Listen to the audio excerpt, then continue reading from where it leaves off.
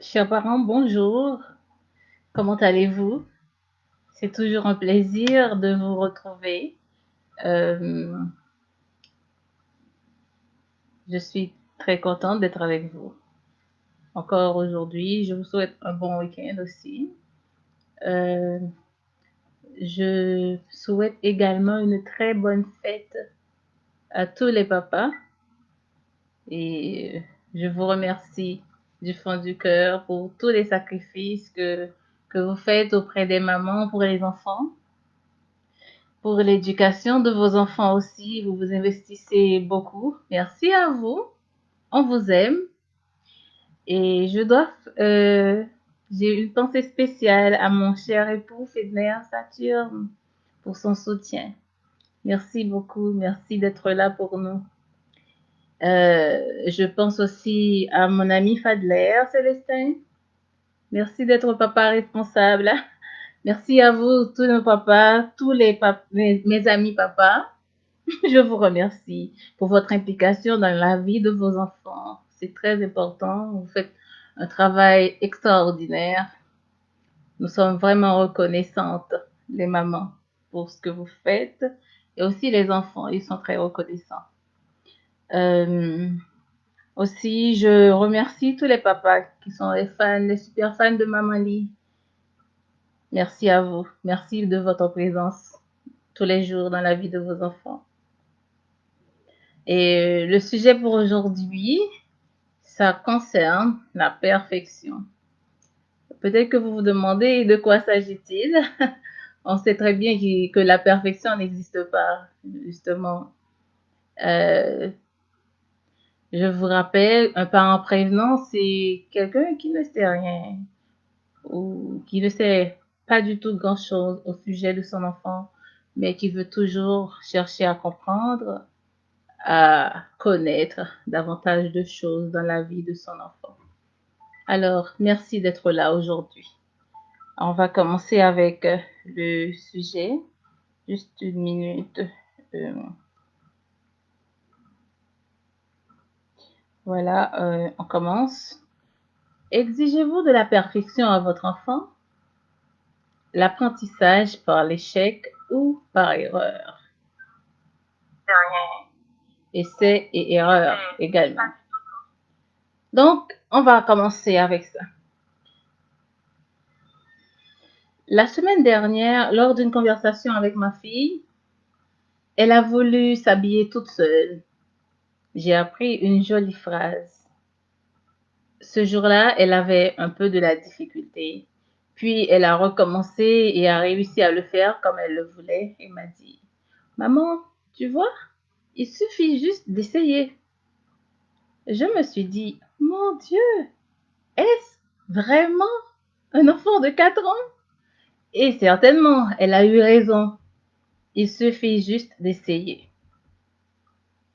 Dans cette vidéo, on va voir ensemble pourquoi il n'est pas important de demander à un enfant d'être parfait. Voici quelques raisons. Premièrement, l'échec est constructif. Juste avant de débattre sur l'échec qui est constructif, je parle un peu de l'autorégulation. Qu'est-ce que c'est exactement l'autorégulation? L'autorégulation permet à l'enfant de s'autoréguler, c'est-à-dire l'enfant va construire ses propres règles pour apprendre à partir de ses erreurs. Cela peut être au niveau comportemental aussi bien qu'au niveau intellectuel. Il découvre de par lui-même ses erreurs et cherche à les corriger. Par exemple, un enfant qui casse souvent ses crayons. C'est juste un exemple pour vous expliquer un peu ce que c'est. Un enfant qui casse souvent ses crayons à chaque fois qu'il écrit. Si vous voulez l'aider à apprendre de cette erreur, vous pouvez tout simplement lui acheter une boîte de crayons et fixer un objectif avec lui. Par exemple, vous lui dites, tu as 10 crayons pour le mois, tu les utilises pour ce mois. Et si c'est terminé, je ne pourrai pas t'en acheter avant la fin du mois.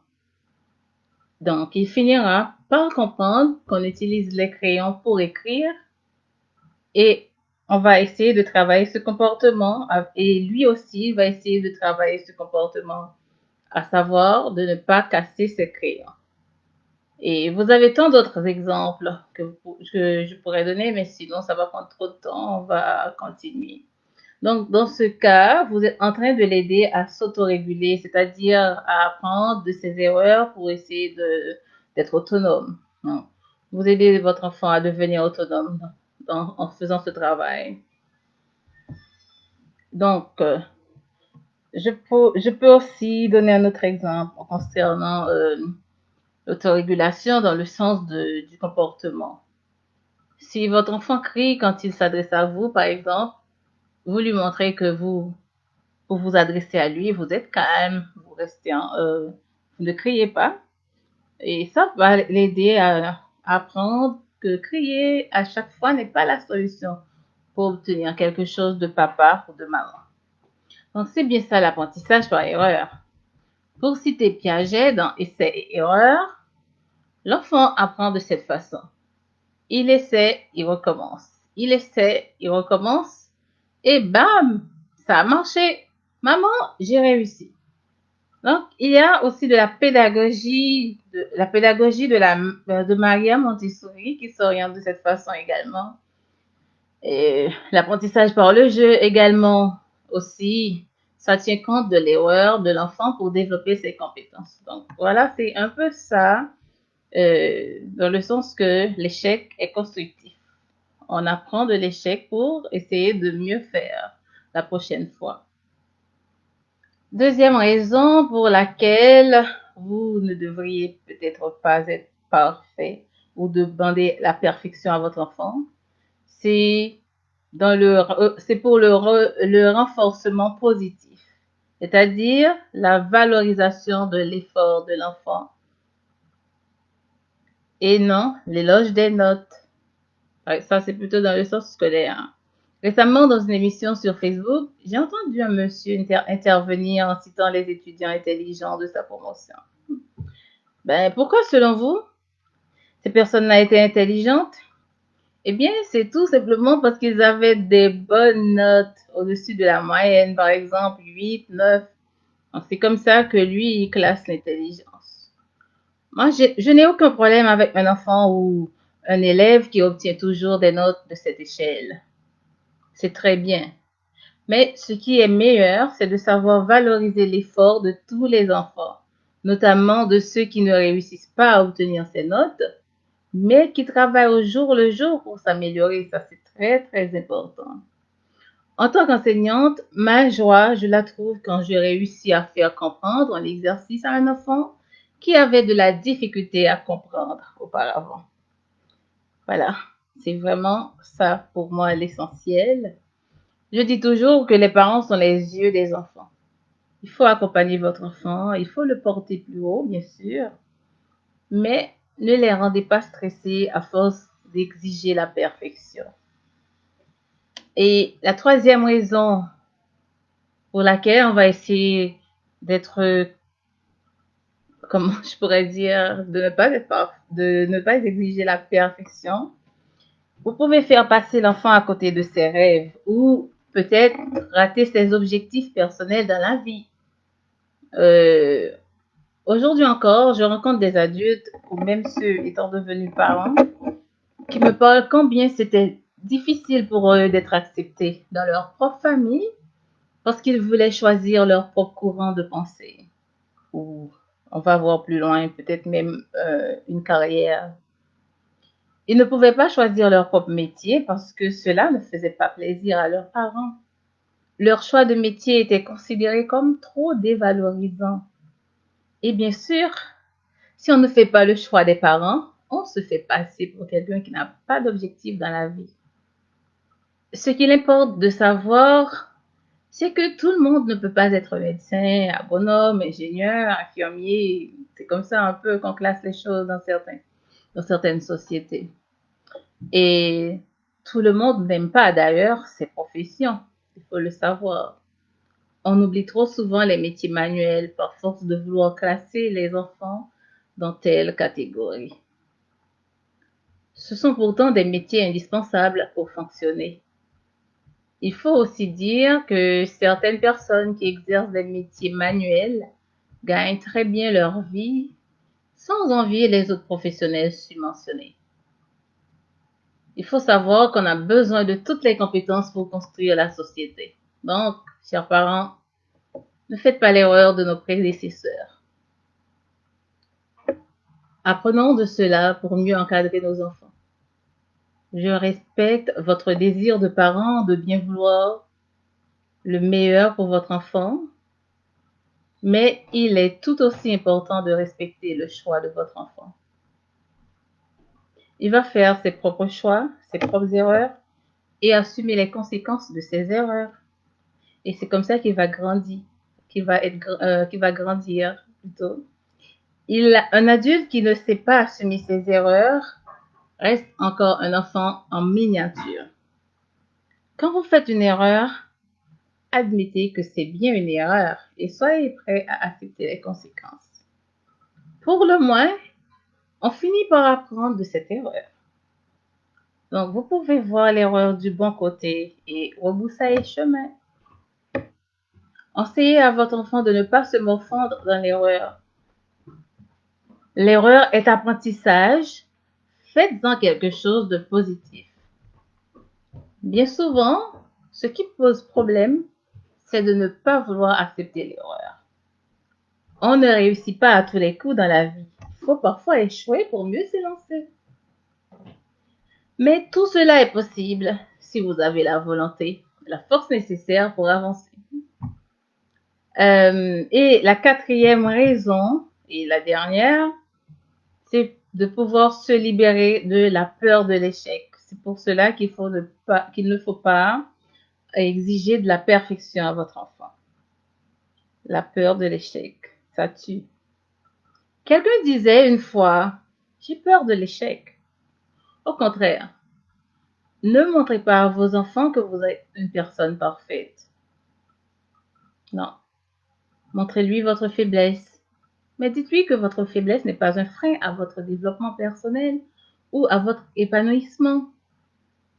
Je trouve que la famille est ce qu'il y a de plus beau dans la vie. Les animaux aussi bien que l'homme se regroupent très souvent en famille. On peut prendre l'exemple des fourmis et les abeilles qui s'organisent en famille pour se nourrir. Cependant, une famille qui projette de la perfection sur son enfant ne l'aide pas forcément à grandir dans la société.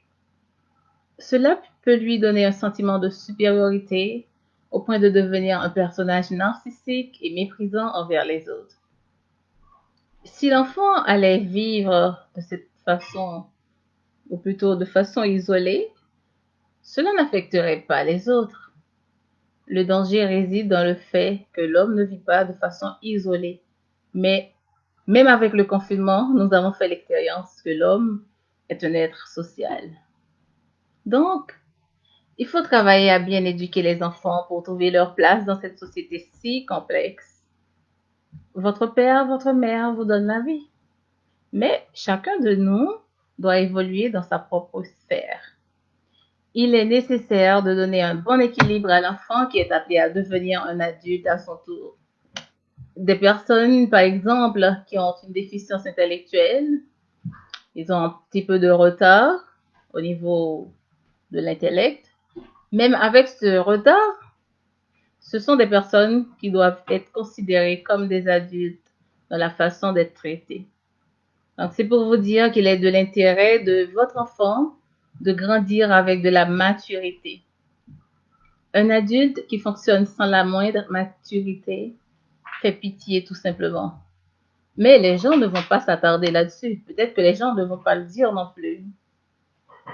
Chers parents, je sais combien la réussite de votre enfant est vitale pour vous. C'est bien normal. Mais ne leur mettez pas trop de pression. Parfois, on se focalise seulement sur une profession, sur les notes, tout en oubliant le reste qui est parfois bien plus important qu'une note. L'affectif, c'est l'élément central pour aider votre enfant à s'épanouir et à réussir tant au niveau scolaire ou social. Voilà, je vous remercie beaucoup de votre présence. C'était de ça exactement qu'il s'agissait, de de la perfection. N'exigez pas la perfection à votre enfant. Et je vous donne rendez-vous pour une prochaine vidéo. Je salue Stanley Solon qui est avec nous en ce moment. Bonsoir Faber, merci d'être avec nous. Et rendez-vous pour une prochaine vidéo. À très bientôt. Je vous aime. Encore une fois, bonne fête à tous les papas. À bientôt.